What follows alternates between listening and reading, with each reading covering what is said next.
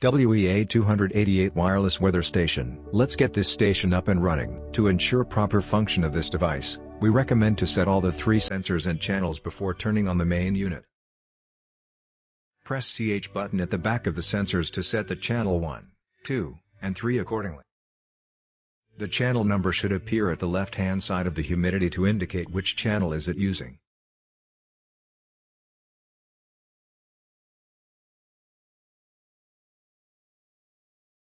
Insert the USB line connector into the connection socket of the main unit.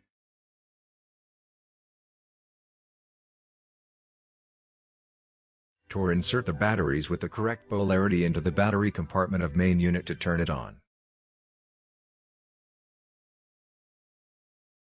We recommend to use USB cable for the main power supply, and batteries for the backup power supply.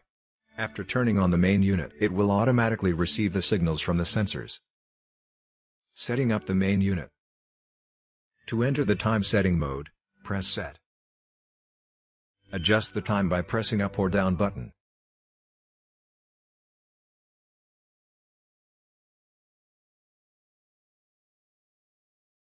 Press Set again to confirm the setting and go on for the next setting.